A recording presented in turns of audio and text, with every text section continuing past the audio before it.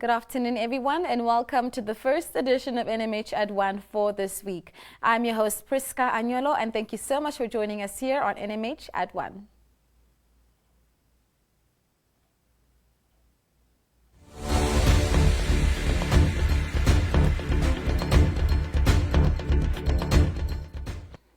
Taking a quick look at news from around the country. All eyes are on State House again this afternoon at 3, when President Hage Geingob is set to announce the next national COVID-19 response measures. And from our southern border, Oraniamood Mayor Henry Kutsia said the town is on track in its transformation from a mining-run town to a normal local authority after the town was declared a local authority in 2012. He said this program has 3 pillars as part of the town's strategic plan, namely transfer, transit, and transformation. Moving to the far north, Minister of Agriculture, Water and Land Reform, Carlos Schletwein, said most of the green schemes in the Omasati region are underproducing due to management issues and are in need of improvement. Schletwein said this on Sunday during his visit to the agricultural green scheme projects at Etunda in the Ruakana constituency. Etunda is the region's main green scheme project, where several small-scale farmers are engaged in the production of, among others, maize and vegetables. And now we move on to our COVID-19 news. As usual on Mondays, for NMH at 1, we summarize COVID-19 data for Namibia as it stands. By Wednesday, Namibia has tested more than 130,000 people for the coronavirus. About 10% of these individuals, just more than 13,500 confirmed cases, have tested positive. Windhoek has now recorded more than 6,000 cases, while the Eronga region is approaching 4,000 incidences of the disease. Hardap is approaching 700 confirmed cases, while Oshana may surpass the 800 mark when yesterday's figures are announced later today. The country by Saturday only had 690 active cases left after the recovery rate increased to 94%. 4 new fatalities were announced last week after no deaths were reported for 16 consecutive days. Over the last 7 days for which statistics are available, the average daily number of new tests have increased from just over 600 to close to 900. By Saturday, 414 people were still housed in official quarantine facilities, with 219 new entries and 257 exits reported over the week up to that. We're going to go for a quick ad break and we'll be right back with the video inserts for today.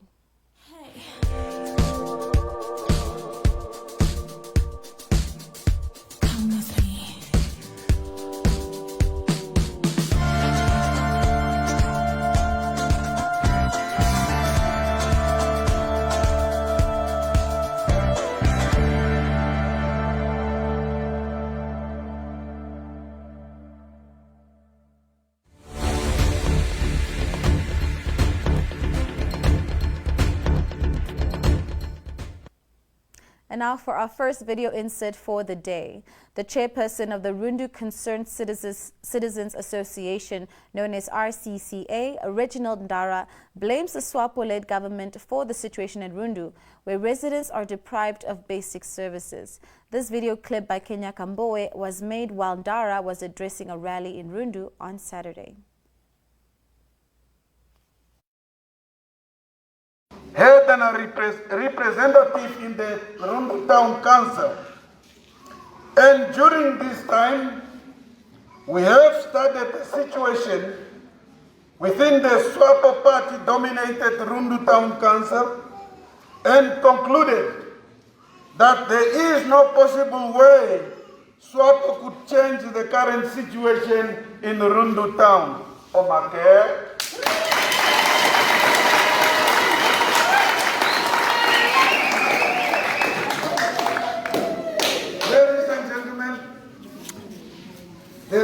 The residents of Rundu have suffered enough under the SWAPO party administration. The current situation in Rundu town, I will directly say that it was caused by the SWAPO party as the governing party, and the electorate cannot expect the same party to find a remedy for the situation after it has been in power for so many years. I believe you will agree that SWAPO party has failed the residents of Rundu town. Therefore, RCCA is prepared and ready to push out the SWAPO party-dominated council. We want to replace this council with a committed, dedicated candidate submitted by RCCA. Ladies and gentlemen, SWAPO has been at the helm of Rundu Town Council leadership and management since the inception of the local authorities in Namibia in 1992. Because 1992 was the first year when the local authorities were introduced. The country has been independent. The town is being governed like a village, and the residents should not allow this situation to continue. This is a situation of confusion, and someone should rescue the Rundu Town Council. RCCA is therefore ready and well prepared to take over the leadership and the management of the Rundu Town Council.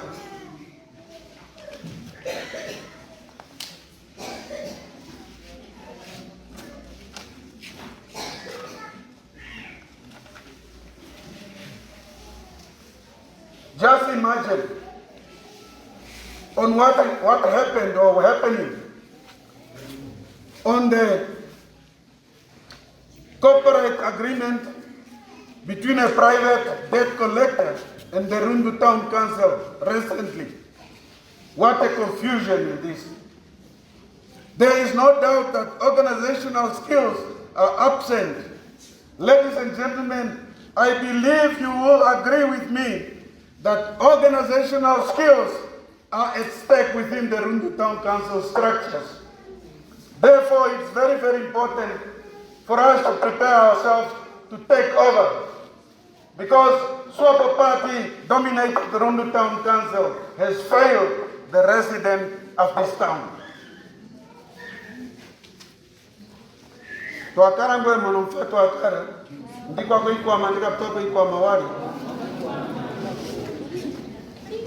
This condition has been there for some time now. The residents of Rundu Town have suffered enough.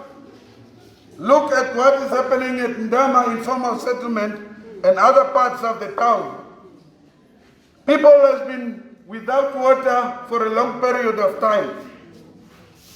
How can people survive without water in this condition of COVID-19 pandemic? These are the few areas RCCA is fully prepared to pay attention to if given the mandate by the residents of Africa.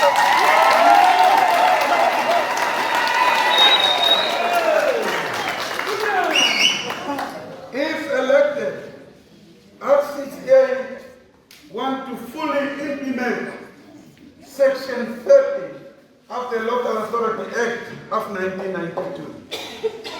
RCCA shall also make it a mandatory action to review the Rundu Town Council strategic plan and implement it fully. The strategic plan I'm talking about was prepared many years ago by large developers in collaboration with the line ministry.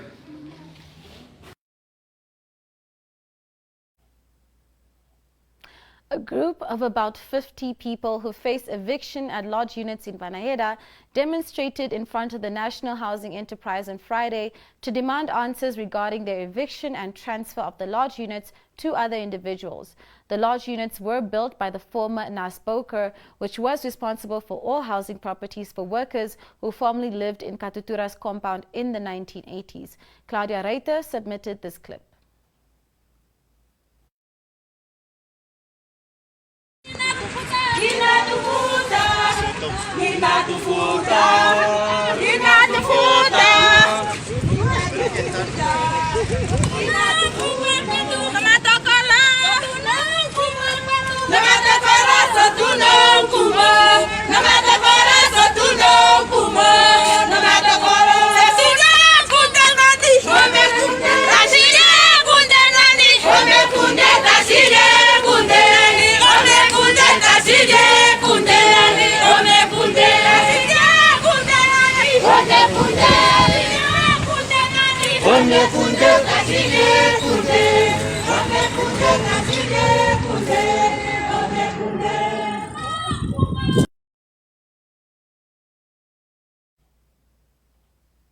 Moving on to lighter news, on Saturday, the very first Miss Supranational Namibia competition was held in the capital. Shanique Rabe was crowned winner, while Monique Smith is her first princess and Andeline Wieland her second princess. The Miss Supranational competition is one of the 5 big pageants in the world, along with Miss Universe and Miss World.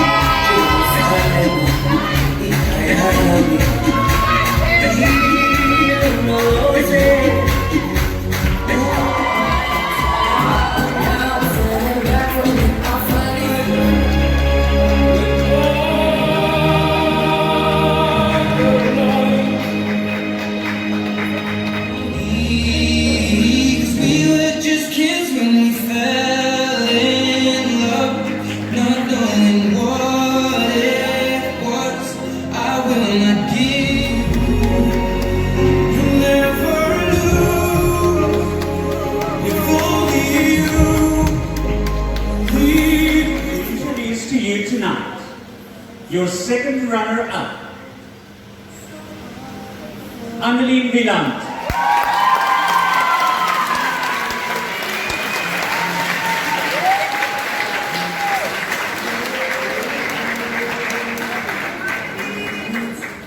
Your first runner-up, who will also happen to step up as Miss Supranational Namibia 2020, should the winner not be able to fulfill her duties in any such way, this queen will be drums rolling, heart beating, Monique Smith.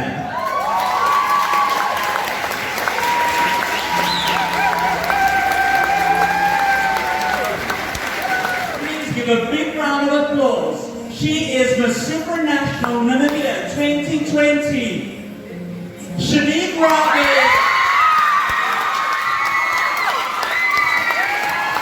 Ladies and gentlemen, this is your Supranational Namibia for 2020, Shanique Rabe.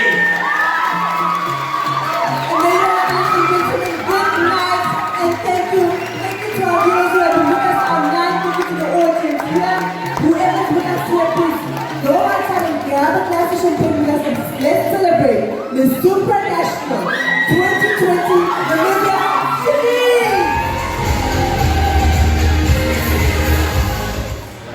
Hello everyone, I am Shanique Rabe. I've just been crowned Miss Supranational Namibia 2020 and I'm extremely excited.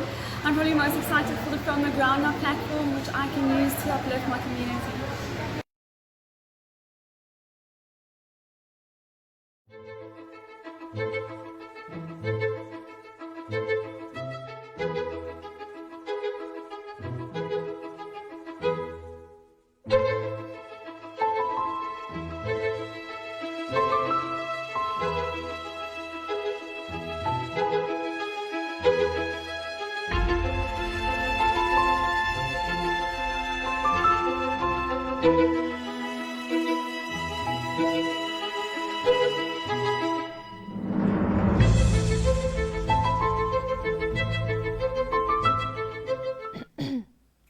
And now we move on to the front pages of our daily newspapers. The Allgemeine Zeitung leads with a report on how protesters took to the streets of Windhoek and Katima Mulilo on Friday, demanding justice for the 4 men who were recently shot and killed by the Botswana Armed Forces. Similarly, the Namibian leads with a report on how emotions were running high this weekend as the 4 fishermen, the Nchindo brothers and a cousin, were laid to rest. The memorial service was also held for their mother, who passed on last week. Also leading Republican, Ogeto Craig reports that government delegates had their hands full at the Ngoma border post late on Saturday afternoon when a crowd of angry Zambezi residents waiting for the repatriation of the Nchindo brothers' remains from Botswana attacked trucks from the neighboring country. Besides reporting on the memorial service of the slain brothers, the Daily also reports on the memorial service held for Shannon Wasserfall at the coast. She disappeared in April and her remains were found in October. 2 suspects have been arrested in connection with the case. Leading the Namibian Sun today, the board of the National Fishing Corporation, that is, please do forgive me for the mistake, of Namibia, known as Fishcorp, says there is an anecdotal evidence that the company's suspended CEO, Mike Gipunya, is giving orders to managers from jail. Gipunya was arrested in February after he was implicated in the fish rod corruption scandal, which allegedly paid over 100 million Namibian dollars in bribes and kickbacks to prominent government officials and their cronies. His bid to be released on bail failed in both the Magistrates Court and the High Court.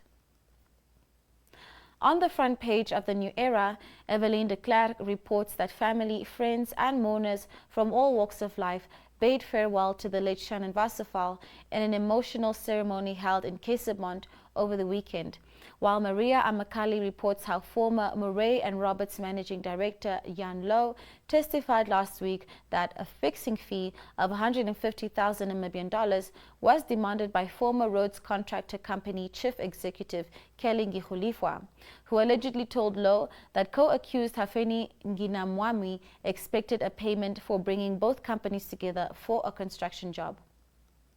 And now we move to Inside the Dailies. And from inside the Allgemeine Zeitung, Erwin Lauschner reports that large parts of the dilapidated road network in Etosha National Park are being upgraded in a bid to attract tourists and tour operators who previously avoided the park because of the badly damaged paths.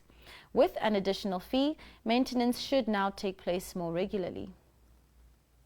Inside Republican, the report of Namibia Media Holdings' new media library that opened at the company premises on Friday and which NMH also reported about on Friday. In the Namibian Sun, the report that chairperson of the Namibia University of Science and Technology Council, Floretta Nakosera, says that they will be able to defend the appointment of Dr. Errol Naumab as the university's new vice-chancellor at any given time. This is despite Professor Frednard Gideon scoring the highest at 68.8% compared to Naumab's 64.5% during the interview. Inside the Namibian, the report that Prime Minister Sarah Kukongelwa Amadila's office is chairing a task force to consult on the regulation and controlled use of cannabis in Namibia. This comes after the Ministry of Health last week called on the public for submissions on the regulation and controlled use of cannabis and cannabis-related products. From inside the New Era, founding President Sam Nujoma has dedicated an achievement award in the field of diplomacy for peaceful conflict resolutions, conferred upon him at the weekend in Cairo, to the Namibian people. Nujoma received the Kemet Boutros Ghali Foundation Award for Peace and Knowledge. In today's NMH publications, you will find sports wrap that this week leads with how sensational sprinter Beatrice Masilingi has proven that she is in a class of her own after outsprinting all of her competitors in the 100, 200 and 400 meter races at the Athletics Namibia Track and Field Championships. We're going to go for a quick ad break, but we'll be right back with the interview segment for today.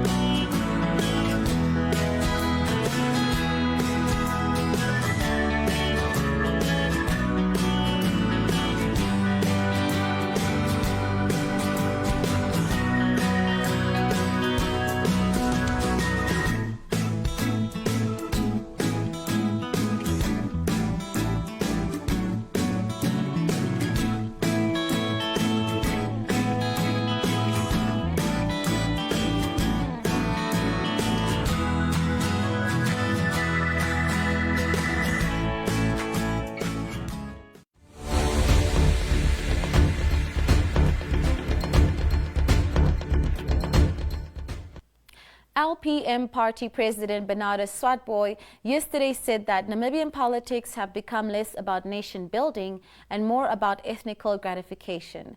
This was during the last Star rally in Keetmanshoop that was attended by and recorded by Elizabeth Joseph. Do take a look.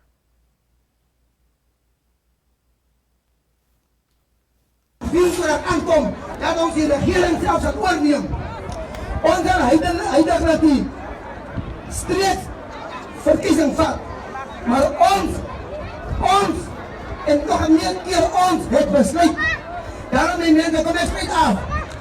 Ik wil hier ons moet samen aan samba.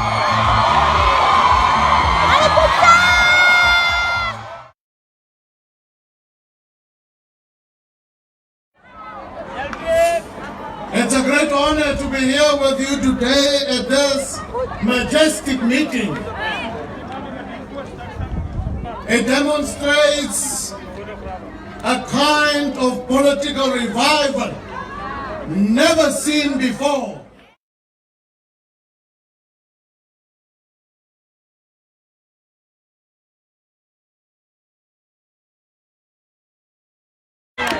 From Oshakati to Oshikuku to Oluno, from Keetmans to Karasburg, from Hababas to Walfish Bay, from Grootfontein to Tsumeb, from the smallest village to the smallest settlement, people are saying orange is the new black and we are the future. I want to thank you therefore for embracing this moment of change. Every nation at every historic juncture is given an opportunity that they must grasp and grasp well. If that nation, if that society fails to recognize the moment of change well ahead of time, and if they fail to embrace that moment of change that will impact positively future generations, that society is bound for doom and dust. I embrace you all. In particular, I embrace the young people of this area and of all over this country. Each and every young person who has made an effort to be here today, I embrace you. I salute you. I congratulate you. I commend you. I'm proud of you. I am here for you. They kept on trying to locate LPM as a Nama party. Thank God Almighty, that we are not a party of one against the other. Thank God that we are a party for all, with all, for a future that we all deserve for our children, so that they live a life of prosperity, so that they live a life that they deserve.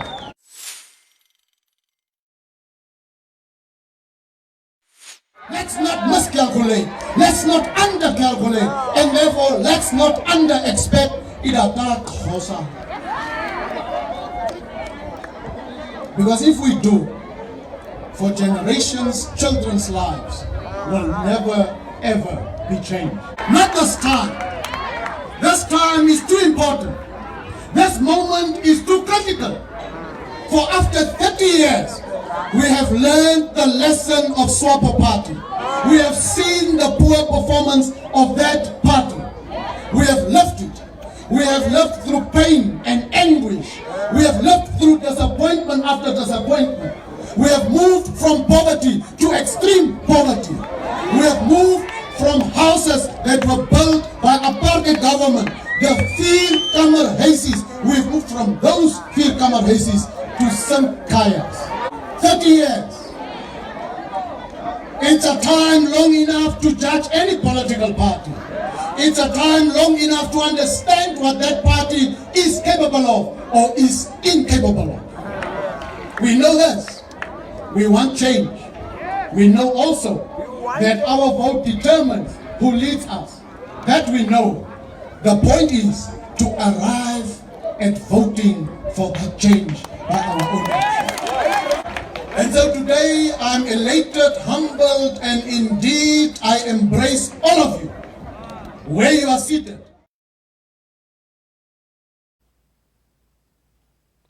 Namibia, the weather looks promising today, with showers expected in the northern and central areas of the country. Do check out our weather report for more. And on that note, that is it for today, folks. Please do tune in again for the freshest news tomorrow at lunch. I've been your host, Priska Agnello, and thank you so much for joining us again at NMH at 1. Goodbye.